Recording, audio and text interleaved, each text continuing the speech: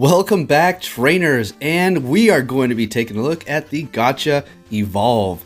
So, in my experience, I tested it out today. I was loving it, but then it fell flat on its face. So, I don't really think that this image is depicting exactly what it is. I feel like it's not evolved, but more so de-evolved. But there is some good news, which we will get into. So, taking a look at it, this is it right here, folks. I have some questions from you guys. We're going to be going over a lot of things about it, so sit back, relax, and I hope this will help you in making a decision on whether or not you want to get one of these.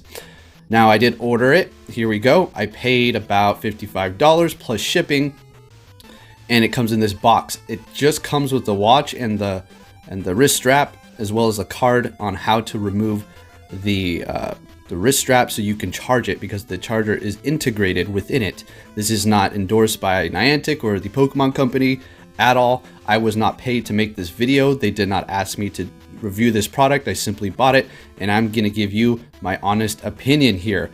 So this is the card that it does come with. Simple, telling you how to remove it. This was weird. We're gonna be going over that, how to charge it. So charging seems very poorly designed. All right, we'll take a look here in just a moment. So comparing the old Gacha to the evolved one, as you can see, it is a whole lot bigger. Is it comfortable? Sure, it works. It's fine. You know, you put it on and it's no big deal. But it is going to be just simply taking over your whole wrist, as opposed to the Gacha was nice and petite. And you could put on another watch, I suppose, right next to it. This one here is just, you know, a big brick, like a regular watch. The only downfall is it's not working currently, but... All right, so you have this tiny little Gacha here. So say you're not interested in actually wearing it on your wrist. Well, this new one here, it's just humongous. So you're gonna have to put it somewhere out of sight if you don't want people to see it. As opposed to the Gacha here. Look how tiny this is. Look at this thing. You just slip it in your pocket and forget about it. Granted, it is tiny and you might just lose it, but for the most part, it works. It's connecting. Yes, the Pokemon Go app itself is having issues, but that's not the Gachas or the Pokeball Plus or the Go Pluses themselves. Now, to charge it, let's take a look here. I had to already take off the wrist strap slightly because I am using my other hand to record, and you have to use two hands to remove this thing. I thought I was going to break it the first time. Seriously, you got to be very, very careful. We're going to go over a review where people are saying, well, they broke it the first time. And once you do break that connectivity to charge it, it is over. It is done. So you have two prongs underneath here, which you're going to connect to a USB, and just slip it in there, charge it up, good to go. People are saying to let the battery die when you first get it, to help your connection to your Pokemon Go app, because they're just not connecting correctly. And yes, there is a big connection issue. I don't know if it's all about that, but personally for myself, we're going to talk about that here. Here are all the different settings. It's pretty much like the Gacha. You're just getting color animations and new style, new images, pretty much. Now, if you take a look at the bottom right, the backpack with the circles crossed over it, that image continuously pops up on my screen. It means bag full. My bag is not full. It's not full. So it's really annoying. It's a little glitch. Other people on reviews are saying they're getting it as well. Mystery item. What is that? That just means you've collected a new item. There's a bit of new little designs and things that pop up on the screen, but as far as the actual Gacha Evolved doing anything different, it doesn't. It uses Pokeballs. You can't use Ultra or Great Balls. That's just how the app is made. You can't. There's no product that can do that. Then we take a look at everything else here. Now, here is the hope. We have hope for the future. So currently on the Android, there is no application which is going to allow me to actually use the clock or change the time. So if you're running on Android, don't look forward to changing the clock quite yet until they release that app. Now here's the hope. As you can see, update ready, updating, and then update complete. So, you know, this video could become irrelevant regarding the connection issues, but for now, be wary of it. The update may fix that, and that is the nice part, in which it can be fixed in some sort of way in the future, possibly, for with all these issues, including the bag problems. I would really hope they do fix that, because that's a big problem. Now, taking a look at the actual catches, does it catch faster than the Pokeball Plus, the Go Plus, or the regular Gacha? It is at the same rate. it's at the same rate. I can't say it's catching faster, it's catching slower. It just seems like it's doing what the gacha did normally. All right, now to address the connectivity issues. If you were once connected and catching Pokemon, it was working fine. You're like, this product's nice. I don't see why everybody's complaining, or if you read a few reviews that are bad. But now you can't connect. Well, there you go, because it doesn't stay connected once you close your app out. Go into the gacha settings, turn it off, disconnect it, close out the Pokemon Go app. Once you go back in, go into the Pokemon Go settings, and then go to Go Plus. It's not going to be under Pokeball Plus. It's going to be the Go Plus. Connect it once again, and it should connect again, right? At that point, if you're having issues still, I can't help you. This has been a resolved problem for me. It worked. And otherwise, it's extremely annoying. You're going to have to, if you close out your app, or if you at least shut the screen down, it will literally stop in its tracks. We're going to take a look at some of that here in just a moment. It will stop catching. The original gacha, once you close the screen or put it in your pocket or whatever, it would continue to catch. Not this sucker. Until they update it, right now, it is not going to be spinning anything, catching anything, or doing whatever it needs to do once you close the screen. It's weird. I don't get why this product is doing this already. Brand new, straight off the market, but fortunately we will possibly get some sort of update in the future. Let's take a look at a few reviews, and then I'll be answering some questions that you guys had on Twitter. So, this person said, the gacha evolved paired with my Android phone and worked great. I agreed. It did at first. The color graphics and the large screen were a great improvement over the older model. I agree again. I really wanted to like this device. I also agree with that. However, I was able to break it almost immediately. The integrated charger is extremely easy to break and poorly designed. It really is. I don't know what they were thinking with that. Really too bad, as this otherwise has the potential to be a great device. See, it really does. The only thing they need to do is, I think it's still fairly new, and once we start getting updates for it within the app itself that we can download on our phone, it should probably resolve some of these issues. But as you can see, this person gave it a 1 star, and that's justifiable. Is that being a little harsh? No. This is an expensive product for what it does. I mean, come on, it's a piece of plastic. I know these are cheap to make, right? They look fancy, but they're really not hard to produce on a massive scale, and they're making a big profit. All right, so taking a look at the next review. Connectivity's on and off. No Android app. Cannot change time. Consistently says my inventory is full despite having 100 plus open slots in both my Pokemon and item space. I don't get it either. It'll still spin them, but it's just continuously displaying that, which is a little annoying, right? When it works, it's a 10 out of 10, but it's extremely frustrating to operate. Bluetooth connectivity disconnects, and for some reason, it won't spin Pokestops. I have to manually spin. I haven't ran into that issue myself, but everything else is literally spot on. It will still spin them despite displaying that your inventory is full, so just take note of that. So this is where I found out this issue, where if you go outside of the app, it will literally stop working.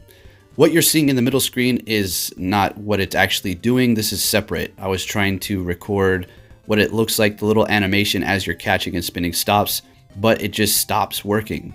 I have it on repeat here. This is about a 3 to 4 second clip.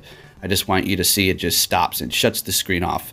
All right, this middle clip that you are seeing is me grinding downtown, just kind of moseying around and showing you how it's catching. It works basically the same as the Gacha, Go Plus, Pokeball, and Go Plus.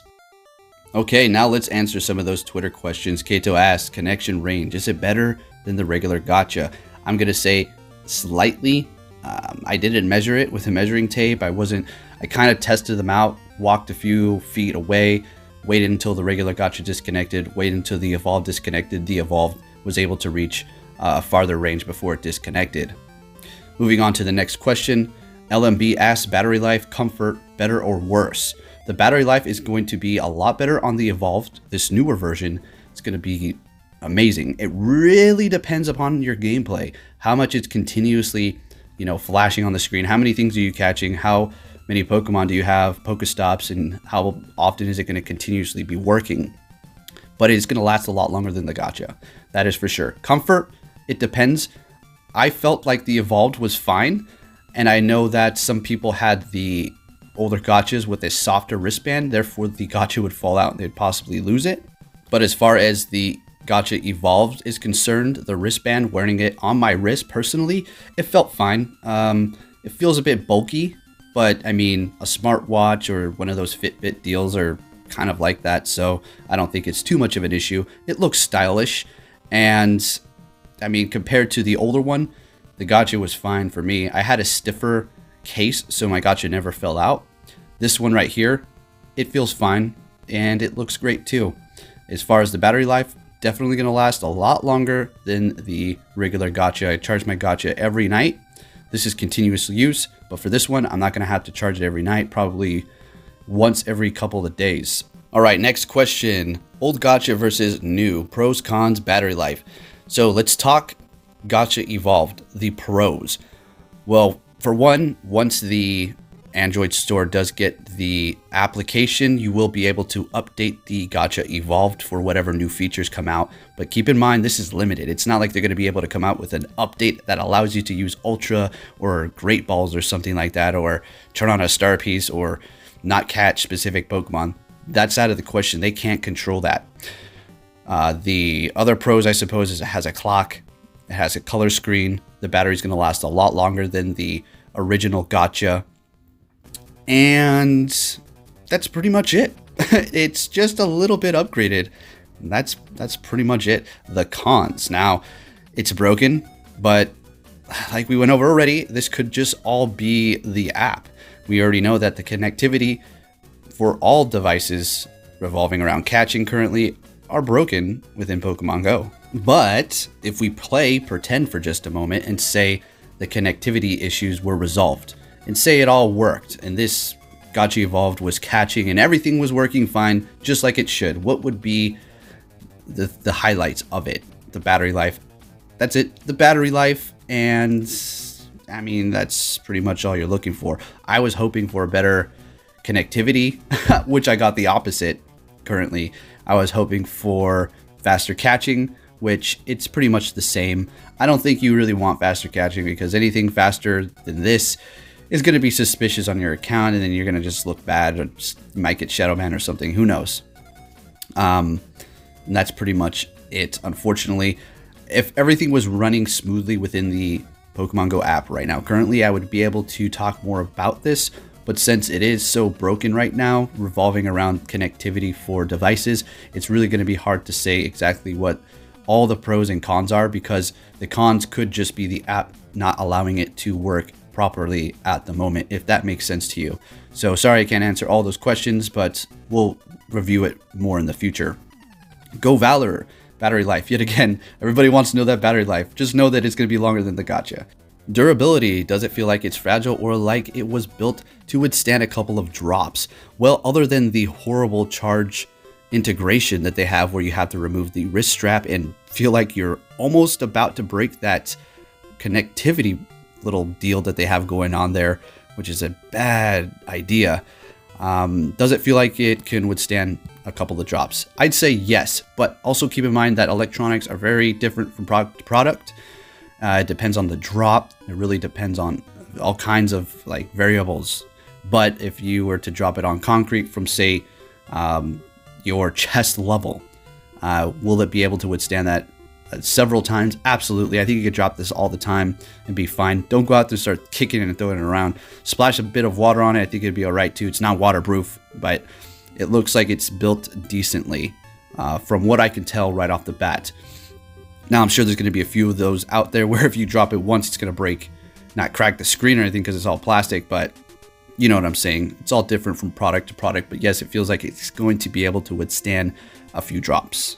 Besides the bigger screen and color graphics, what are the benefits of this one? Well, battery life is the thing that I'm always going to go back to. Definitely battery life.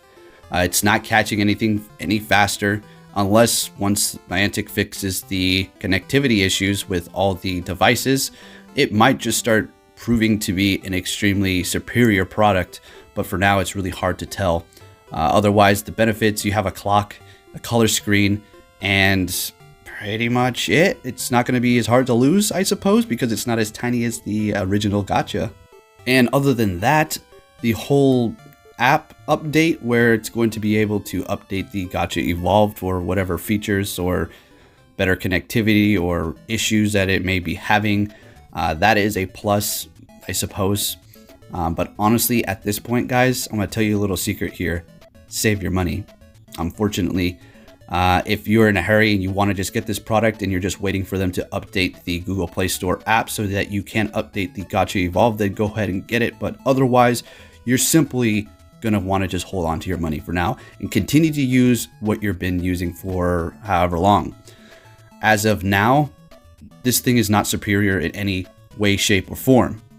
I feel like starting tomorrow, or even if I go back out grinding tonight, I'm not going to use it anymore. I'm done. Unfortunately, I'm going to be using my gacha again. The gacha is simple.